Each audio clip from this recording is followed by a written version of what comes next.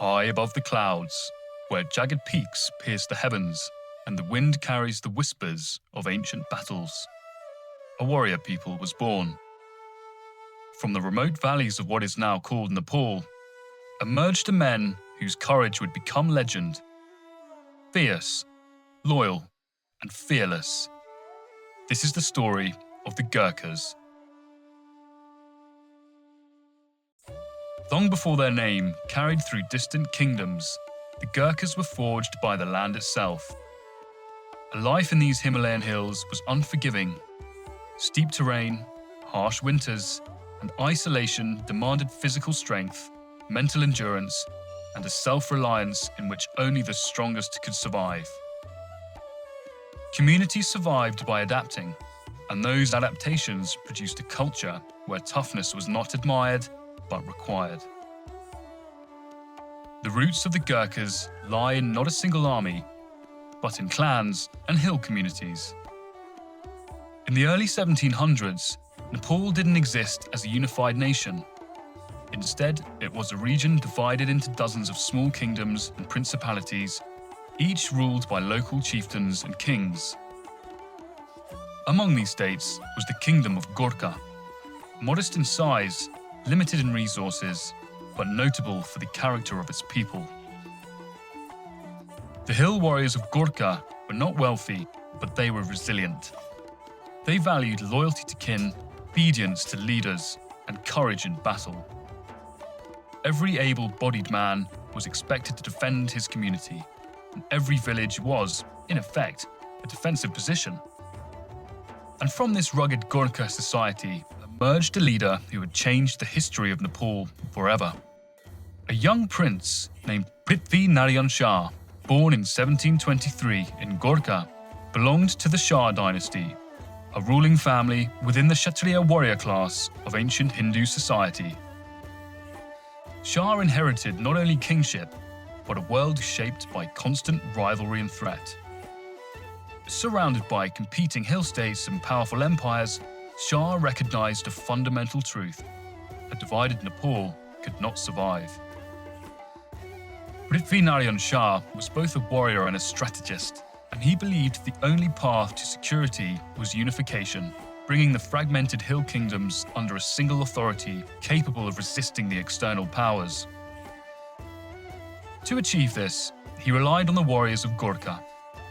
These men were disciplined, mobile, and accustomed to harsh terrain, became the core of his army and ultimately formed the legions of soldiers who would unite the Nepalese kingdoms under one Gurkhali banner.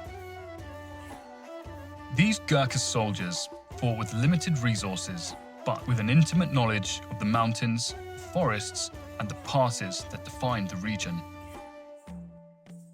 They excelled in ambush, movement, and fighting against larger forces. And above all, their loyalty to their leader and belief in the cause was absolute.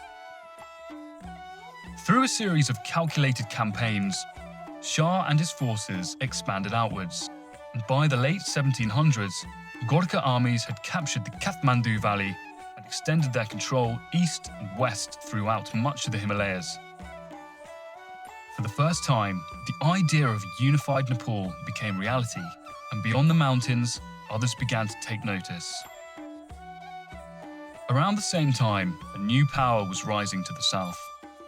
The British East India Company influenced across and had spread throughout the Indian subcontinent, and its northern frontier came into contact with Nepal's expanding borders. Disputes over territory, trade routes, and authority escalated steadily, and in 1814, these tensions erupted into an open conflict. The Anglo-Nepalese War pitted the British with superior numbers in artillery and logistics against a smaller Himalayan kingdom defending its borders. The Gurkhas were outnumbered and often outgunned, but they fought with extraordinary determination. British officers recorded their astonishment at the resistance they encountered, with the Gurkha defenders advancing under musket and cannon fire and holding fortifications against impossible odds. They refused to surrender, even when surrounded. The curved blade known as the kukri, already a reliable native tool of Gurkhali hill life, gained a fearsome reputation in close combat during the war. However, despite the conflict, what was assumed to be a quick and easy frontier for the British quickly spiraled into a far larger and complex conflict, most of which I'm going to be detailing in future series and episodes. By the war's end, British commanders had come to a remarkable conclusion. These small mountain men were not merely enemies, they were highly dangerous, capable soldiers of exceptional quality. So rather than destroy the Gurkhas, the British instead chose to recruit them. And so, a relationship began, forged in conflict, sustained by mutual respect that would last for over 2 centuries. Yet the Gurkhas are more than a military tradition. Their identity is rooted in family, community, and an enduring code of honour. With their history of courage inseparable from culture, their service is not just a profession, but a legacy passed down from generation to generation. From early life, Gurkha soldiers are shaped by discipline, physical hardship, and a deep sense of duty, not to glory, but to responsibility. Long before they served in foreign armies, Gurkhas had already built a reputation across Asia. They fought as allies, defenders, mercenaries, and professional soldiers bound by contract and loyalty. Every campaign added to their name. Every battle reinforced their standing. From the hidden valleys of Gurkha to the world's greatest battlefields, the Gurkhas have followed a path defined by resilience and resolve. Their story is not only one of war, but of identity, shaped by hardship, and with that, a reputation like no other. A one Field Marshal, Sam Manekshaw, once quoted, "If a man is not afraid of dying, he is either lying or is a Gurkha." And so the legend of the Gurkhas begins here. But this channel is more than just a history channel. It is a personal journey of discovery into my own family's Gurkha lineage and an adventure into the world in which they lived and served. If you would like to explore the battles, the commanders, the untold stories behind this extraordinary warrior tradition, subscribe and join us as we journey deeper into Gurkha history. Thank you.